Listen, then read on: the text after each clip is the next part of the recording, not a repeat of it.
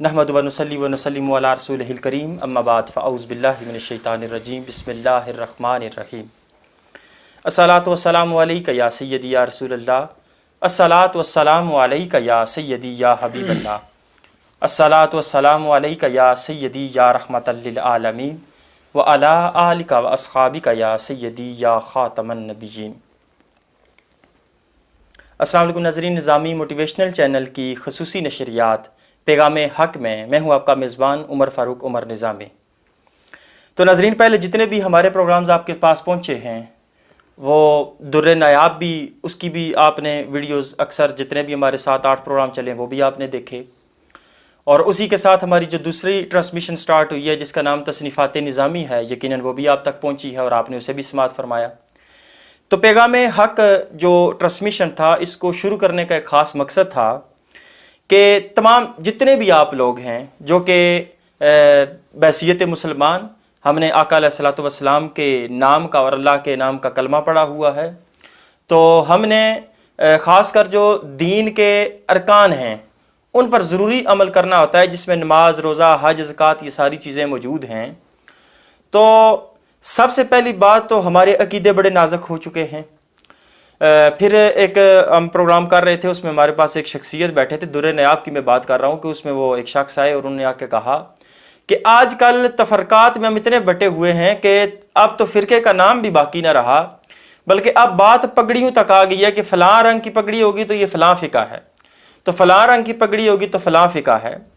मैं ये बात नहीं करता, आका अलैहिस्सलातु वस्सलाम ने फरमाया कि जो बहस होती है और आपस में एक दूसरे के साथ जो इख्तलाफ होता है, ये दीन का हुस्न है, ये साथ साथ चलता रहेगा और ये ता क़यामत चलेगा।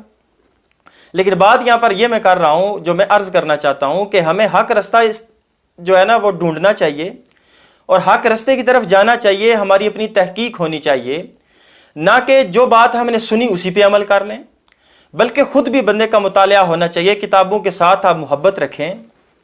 तो जिस मकसद के लिए मैंने शुरू किया था, मैंने यही कहा था कि नमाज, रोज़ा, हज, ज़कात, ये जितने भी मसाइल हैं हम इन पर बहस करेंगे। उलमा हमारे साथ मौजूद हुआ करेंगे, उनसे हम पूछेंगे कि हमारे इन दीनी मसाइल का बेहतर हल क्या है, ताकि हमें, क्योंकि हमने जब जुमे का दिन होता है या ईदैन होती हैं तो वैसे तो उलमा के पास हमने बैठना नहीं है, लेकिन अगर अफसोस के साथ कि अगर जुमे के दिन हम चले भी जाएं तो हमारी कोशिश ये होती है कि जब इमाम साहब ये बात कहें कि जनाब सुनते हैं अदा फरमा लें, तो उस वक्त हमारा कदम मस्जिद में दाखिल होना चाहिए। यानी कि हम इतनी जसारत नहीं करते कि पहले गुस्ल करके पहुंच जाएं, ताकि इमाम साहब जो अपनी हमारी ज़ुबान में जो खुतबा इरशाद फरमा रहे हैं उसको सुन लें, ताकि कोई दीनी मसाइल हम समझ लें। लेकिन हम समझ नहीं चाहते, हम तो समझना चाहते ही नहीं हैं। तो इसीलिए ये सोशल मीडिया का जो ट्रैक है मैंने पकड़ा कि शायद किसी जवान के जहन में ये बात बैठ जाए, और अगर किसी एक ने अमल कर लिया तो हमारी भी ज़िंदगी और आखिरत दोनों संवर जाएंगे। तो नाज़रीन, इसी मकसद के लिए गुफ्तगू करने के लिए जो आज जिस मौजू सुखन पर मैं गुफ्तगू कर रहा हूँ, हालांकि मुझे तो वज़ू और तहारत से बात शुरू करनी चाहिए थी, लेकिन आज क्योंकि मौजू आगे जो क्योंकि ज़िलहज्जा का महीना तशरीफ़ ला रहा है और उसमें कुर्बानी का जो फ़र्ज़ है वो अदा किया जाएगा, तो हमें पता होना चाहिए कि कुर्बानी के कौन कौन से मसाइल हैं और कुर्बानी क्यों दी जानी चाहिए और किन किन लोगों पर वाजिब। तो जी नाज़रीन, इसी मौजू सुखन पर गुफ्तगू करने के लिए मेरे साथ जो शख्सियत मौजूद हैं वो किसी तारीफ़ के मोहताज नहीं, हमारे इलाका की खूबसूरत रौनक, आलम नबील, फ़ाज़िल जलील जनाब हज़रत अल्लामा मौलाना कारी इरफान गनी साहब। हज़ूर, मैं आपको अपनी ट्रांसमिशन में खुशामदीद कहता हूँ। और क्योंकि मैं पहले इब्तिदा में ये अर्ज़ कर चुका हूँ कि हमने आज किस मौजू सुखन पर गुफ्तगू करनी है, तो जो कुर्बानी के मसाइल हैं, हर शख्स को इन मसाइल का नहीं पता होता। ताकि उलमाए कराम से और मुफस्सरीन और मुहक्किकीन कराम से ये बात अक्सर हमें सुनने को मिलती है और उनकी कुतब में ये बातें तहरीर हैं कि ज़कात और निकाह के जो और तलाक के मसाइल हैं, ये जिसके साथ पेश आएँ वही हाज़िर हो और इनके बारे में पूछे। तो मैं ये साथ इजाफ़ा करना चाहता हूँ कि जो कुर्बानी के मसाइल हैं, ये भी जिस बंदे के साथ पेश आ रहे हों वो मसाइल खुद जाके आलम दीन से पूछेगा तो उसकी तसल्ली होगी, वगरना किसी के बताने से तसल्ली नहीं हो सकती। तो इसी मौजू पर गुफ्तगू करने के लिए आज ये हमारे साथ मौजूद हैं। तो क़िबला, सबसे पहला मेरा ये सवाल है कि नाज़रीन भी ये बात जानना चाहते हैं कि कुर्बानी का असल मकसद क्या है, क्योंकि हमें मकसद नहीं पता। हम समझते हैं कि फ़कत एक जानवर को ज़बह करना है, खून अल्लाह की राह में बहा देना है, کیونکہ وہ قرآن مجید فرقان حمید کی آیا مبارکہ آپ ضرور تلاوت فرمائیں گے کہ جس میں ہے کہ مجھے تمہارے خون کی ضرورت نہیں اور نہ گوشت کی ضرورت ہے. تو قبلہ ذرا بسم اللہ فرمائیے، اس موضوع پہ ذرا روشنی ڈالیے. بسم اللہ الرحمن الرحیم. میں سب سے پہلے عمر بھائی آپ کا شکریہ ادا کرتا ہوں کہ آپ نے اپنے اس پیغام حق پروگرام میں مجھے مدعو فرمایا اور اس قابل سمجھا کہ میں آپ کو اور اپنے ناظرین کو قربانی پر اپنے چند الفاظ آپ کے کانوں کی سماعتوں تک پہنچا سکوں.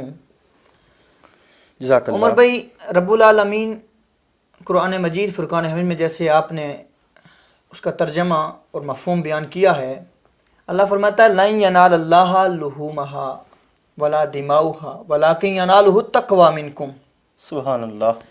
کہ مجھے آپ کے خون کی یا گوشت کی ضرورت نہیں ہے، واہ واہ واہ. میں دیکھتا ہوں آپ کے دل کے طہارت کو، دل کی پاکیزگی کو، دل کی نیت کو دیکھتا ہوں. یعنی کہ اگر دوسرے معنی میں لیا جائے تو بات تقویٰ تک آتی ہے. بات تقویٰ تک آتی ہے، اور دل کی نیت کو واہ. جو رب کی محبت میں اور رب کی مودت میں اور رب کے حکم کی فرما برداری کرتے ہوئے بندہ اللہ سے ڈرتے ہوئے جو عمل کرتا ہے اسے تقویٰ کہتے ہیں. واہ سبحان اللہ. اور رب العالمین نے فرمایا حضرت عائشہ صدیقہ رضی اللہ تعالی عنہا سے، ترمذی اور ابو داؤد اور نسائی میں یہ روایت ہے کہ حضرت عائشہ صدیقہ رضی اللہ تعالی عنہا حضور کی پاک بارگاہ میں ہیں اور حضور اکرم صلی اللہ تعالی وسلم نے ارشاد فرمایا کہ یوم النحر یعنی ذی الحجہ کے دن ابن آدم کا کوئی عمل ایسا مقبول عمل نہیں ہے کہ اللہ کی راہ میں خون بہایا جائے. واہ واہ. یعنی اس سے بڑھ کے کوئی عمل نہیں ہے کہ اللہ کی راہ میں اللہ کی خوشنودی کے لیے خون بہایا جائے. اور رب العالمین نے فرمایا فَصَلِّ لِرَبِّكَ وَانْحَرْ، کہ اے میرے محبوب پس تم نماز پڑھو اور قربانی کرو. واہ. یہ رب العالمین کا حکم ہے.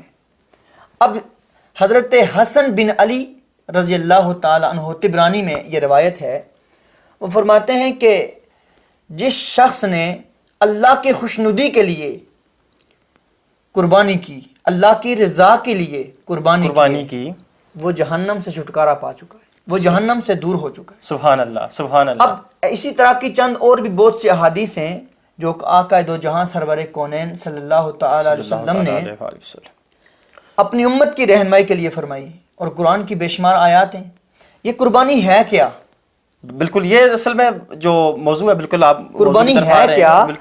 قربانی یہ چیز ہے کہ جناب ابراہیم علیہ السلام نے وہ چاند سا بیٹا اللہ سے مانگ کے جب اللہ نے ایک خاص وقت میں انہیں عطا کیا تو پھر رب کی آزمائش اپنے خلیل پر آئی. بے شمار آزمائش آئی ہیں خلیل حضرت ابراہیم خلیل اللہ پہ، لیکن یہ آزمائش ایک ایسی آزمائش تھی کہ جو آج میں اور آپ بھی سوچتے ہیں تو دل کانپتا ہے. بے شک. آپ سوچیں آپ کی جوانی کے عالم میں اللہ نے آپ کو 6-7 بیٹے دے. میں یہاں پر ایک بات اگر ناظرین عرض کرنا چاہوں گا کہ یہ تو آپ لخت جگر کی بات کر رہے ہیں، اپنے جگر کے ٹکڑے کی بات کر رہے ہیں، اور اپنے اس بیٹے کی بات کر رہے ہیں جس سے پا کر سیدنا حضرت ابراہیم علیہ السلام کو جو مسرت حاصل ہوئی، اور نبی کی مسرت کی قیمت کیا ہوگی. اور یہی بات ہے کہ جب ابراہیم علیہ السلام، میں اور آپ بیٹھے ہیں، ہمارے ناظرین ہیں جس کے بے شمار بچے ہیں، کسی کے 10 بچے ہیں، کسی کے 9 ہیں، کسی کے 7 ہیں. بالکل اللہ پاک اگر یہ آزمائش اللہ کی ہم میں سے کسی پہ آ جائے، واہ، بے شک کسی کا حسین بیٹا نہ ہو، رنگ کا وہ کالا ہو، چال چلن اس کا ٹھیک نہ ہو، بد کردار ہو، لیکن اس کے لیے بھی اگر اللہ ہمیں حکم عطا فرمائے کہ اس کو ہمارا ایمان کیا کہے گا؟ ہم کس ایمان کے درجے پہ ہیں؟ ہم تو بیٹے کی بات بہت دور کی ہے. ہمیں اگر کوئی اپنی کوئی پسندیدہ دنیاوی مادی کوئی چیز ہے اس کے بارے میں کہہ دے کہ یہ مجھے عنایت کر دو، تو اس پہ بھی ہمارا ہمارے ایمان کا تقاضا ہے. اور وہ خلیل اللہ کا تقویٰ تھا، اور اللہ کے وہ خلیل تھے، اللہ کے وہ دوست تھے. جب اللہ نے انہیں اشارہ فرمایا تو آ کر بیٹے سے کہا کہ بیٹا مجھے ایک خواب آئی ہے، میں نے ایک خواب دیکھی ہے. انی ارا فانظر ماذا ترا. واہ. اے ابا حضور آپ نے جو دیکھا وہ سچ دیکھا، وہ حق دیکھا. اچھا سنا بھی نہیں کہ یہ نہیں کہا کہ والد محترم اتنا تو ذرا ارشاد فرمائیے کہ آپ نے دیکھا کیا؟ اللہ اکبر. وہ کہا جناب جو دیکھا وہ حق دیکھا، سچ دیکھا. اور ابراہیم علیہ السلام نے اپنے بیٹے سے بیان کیا واہ واہ کہ بیٹا میں نے دیکھا کہ اپنی پیاری چیز اللہ کی بارگاہ میں قربان کر رہا ہوں، اور میری پیاری چیز تو آپ ہی ہو. آپ ہی ہو. تو بیٹا کہتا ہے اللہ اکبر فافعل ما تؤمر ستجدنی انشاءاللہ من الصابرین، کہ آپ نے جو دیکھا ہے وہ کر گزریے، سبحان اللہ، کہ آپ انشاءاللہ مجھے صابر پائیں گے. وہ اولاد، وہ باپ، اللہ اکبر، دونوں نبی اور دونوں تقوی والے، پھر اللہ کو خلیل اللہ کی اور جناب ذبیح اللہ کی، یعنی جناب ابراہیم علیہ السلام کی اور جناب اسماعیل علیہ السلام کی وہ ادا اتنی پسند آئی کہ اللہ نے صبح قیامت تک آنے والے لوگوں کے لیے جناب ابراہیم کی سنت کو زندہ کر دیا. سبحان اللہ. یہ جو ہم ذی الحجہ کے 10 تاریخ کو جو ہم اس کا جانوروں کو ذبح کرتے ہیں اور عید الاضحیٰ کا یہ سنت ابراہیمی ہے. جی بے شک یہ سنت ابراہیمی ہے، جس کو آقا دو جہاں سرور کونین نے فرمایا کہ 10ویں ذی الحجہ یعنی یوم النحر کو ابن آدم کا کوئی عمل اتنا مقبول نہیں ہے اس سے زیادہ کہ اللہ کی پاک بارگاہ میں خون بہایا جائے. اچھا قبلہ یہاں پر مقصد تو بیان کر دیا گیا، لیکن یہاں پر بات بڑی عجیب سی میں کرنے لگا ہوں. ناظرین آپ اس بات پہ ذرا غور فرمائیے گا کہ ہماری جو عادت ہے وہ اس طرح کی ہوتی ہے کہ جب ہم جانور خریدنے کے لیے جاتے ہیں تو ہماری کوشش یہ ہوتی ہے کہ جانور ہم ایسا خریدیں جو ہمیں سستا مل جائے، جس کا گوشت بھی زیادہ ہو. لیکن اسلام میں اس چیز کی کیا حیثیت ہے کہ آپ کیا ایسا جانور دیکھیں کہ جس کا آپ کو لگے کہ اس کا گوشت بھی زیادہ ہے اور یہ سستا مل رہا ہے؟ بلکہ میرے خیال کے مطابق تو یہاں پر شریعت کا حکم یہ ہے کہ خوبصورت چیز ہو. آپ قیمت کی طرف نہ جاؤ، گوشت کی طرف نہ جاؤ، کیونکہ ہماری جو نظریں ہیں ان کے اوپر جو دنیاوی آپ سمجھ لیں کہ اعتبار سے جو ہماری نظروں پہ پردہ پڑ چکا ہے، اور اس سے ہم دین اپنے ایمان سے اتنے دور ہو چکے ہیں، اور ہمارے ایمان جو ہے نا وہ اتنے ڈگمگا گئے ہیں کہ ابھی ہمیں سمجھ نہیں آ رہی، اور ہم جو عمل کرتے ہیں اور ساتھ پتہ کیا سمجھتے ہیں کہ بس جو ہم نے کر دیا وہ سب سے بہتر ہو گیا. حالانکہ ناظرین گوشت کی کوئی بات نہیں ہے یہاں پر. پہلے یہاں پر قرآن مجید فرقان حمید کی جب آیا مبارکہ یہ کسی جنگ اخبار یا جنگ کلاسیفائیڈ کا آپ کو کوئی ایڈ نہیں بتایا گیا، بلکہ اللہ کی اس لا ریب کتاب کا حوالہ دیا گیا ہے کہ جسے رد کیا ہی نہیں جا سکتا، جسے رد کیا ہی نہیں جا سکتا اس کا حوالہ پیش کیا گیا ہے. تو آپ بتائیے کیا آپ کے گوشت کی رب کو ضرورت ہے؟ اس کو آپ کے گوشت کی ضرورت نہیں بلکہ آپ کے تقویٰ کی ضرورت ہے. جی حضور اس پہ مزید ذرا جانور کے حوالے سے ذرا تھوڑی سی گفتگو فرمائیے گا. یہ عمر بھائی جیسے آپ نے سوال کیا یہ بڑا ایک اہم مسئلہ ہے، اور یہ ہمارے اندر یہ خرابیاں ہیں ہمارے معاشرے میں. بالکل اسی طرح جو ہمارے عوام تک یا ہمارے ناظرین تک یہ ناقص ایمان ہے. جی بالکل ناقص ایمان ہے. یہ کہ پہلی بات یہ ہے کہ اللہ کے نبی صلی اللہ تعالی علیہ وسلم نے فرمایا کہ عید کے دن قربانی میں خرچ کیا گیا 1 درہم، 1 روپیہ، 1 پیسہ جس نے خرچ کیا دیگر تمہارے سب مال سے زیادہ اللہ کو وہ پسند ہے. واہ سبحان اللہ سبحان اللہ. اب جب اچھا دبلا موٹا خوبصورت جانور ہوگا تو اس کی رقم زیادہ ہوگی. اللہ فرماتا ہے ان اللہ اشترا من المؤمنین انفسہم و اموالہم بان لہم الجنہ. واہ کہ بے شک سبحان اللہ ان اللہ اشترا من المؤمنین سبحان اللہ کہ میں نے مومنین سے ان کی جان اور ان کا مال جنت کے بدلے میں خرید لیے. سبحان اللہ. جنت انعام دیکھیے یہ چند ٹکے، یہ چند تھوڑا سا مال ہے. جس نے جان دی واہ یا جس نے مال دیا اس کو اللہ نے بدلے میں کیا دیا؟ جنت دیا. اللہ فرماتا ہے کون ہو سکتا ہے جو اللہ سے سودا کرے اور خسارے میں رہے؟ واہ واہ واہ واہ. یہ تو ہو ہی نہیں سکتا، ممکن ہی نہیں ہے. 1 درہم کے بدلے میں اللہ کے نبی صلی اللہ تعالی وسلم نے فرمایا کہ 1 درہم کے بدلے میں اگر آپ ساری رقم رکھتے ہیں دیگر جو خرچ کرتے ہیں مال عیال جو کچھ خرچ کرتے ہیں، جو بھی آپ نے جس طرح بھی اللہ کو وہ جس کو آپ نے اللہ کی راہ میں خرچ کیا اللہ کو وہ زیادہ پسند ہے۔ اب قربانی کا جانور جو موٹا دبلا ہوگا، اچھا ہوگا، اللہ کے نبی نے فرمایا یہی مال جو آپ قربانی میں ذبح کریں گے، بکری ہو، بھینس ہو، گائے ہو، اونٹ ہو، دمبا ہو، جو بھی ہو حلال جانور جو آپ قربانی کے لیے اللہ کی راہ میں ذبح کرتے ہیں، وہ اسی طرح بروز محشر قیامت کے دن وہ اسی طرح آپ کو پل صراط میں ملے گا، اور وہ آپ کی سواری بنے بالکل۔ گا۔ یہ اگر میں یہاں پر غلطی پہ ہوں تو میرا ناقص صلہ میں ذرا ساتھ اصلاح فرمائیے گا کہ وہ بلکہ یہاں تک بھی ہے کہ غالباً اس کی آپ نے تصدیق فرمانی ہے، اگر میں غلط ہوں تو آپ نے آن دی ریکارڈ میری اصلاح بھی فرمانی ہے کہ یہاں تک پتہ نہیں حدیث کا یہ ذکر ہے کہ آیا مبارکہ قرآن مجید فرقان حمید کی کہ جب محشر کا دن ہوگا اور تمام قبر والوں کو، اہل قبور کو حکم دیا جائے گا کہ اپنی قبروں سے باہر نکلو اور محشر کے میدان میں تمام کو اکٹھا ہونا ہے، تو کہتے ہیں کہ قبروں کے باہر وہ جانور آپ کی سواری کے لیے کھڑے ہوں گے کہ آپ نے ان پہ سوار ہونا ہے اور پھر آپ نے محشر کے میدان تک۔ یہ ذرا اس پر تھوڑا عمر بھائی ایسی بات ہے کہ جو حضور کی حدیث ہے جی وہ ہمارے لیے جب کوئی قرآن سے بات مل جائے وہ ہمیں حدیث میں نہیں ڈھونڈنی چاہیے، اور جو حدیث میں مل جائے وہ قرآن میں نہیں ڈھونڈنی چاہیے۔ کیوں؟ یہ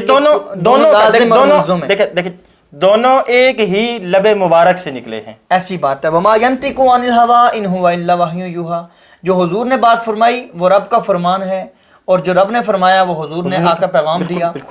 بات یہ ہے کہ جو محشر کا دن ہوگا وہ جانور اپنے کھروں اپنے سینگوں سمیت پل صراط پہ ہوگا، وہ آپ کی سواری ہوگا۔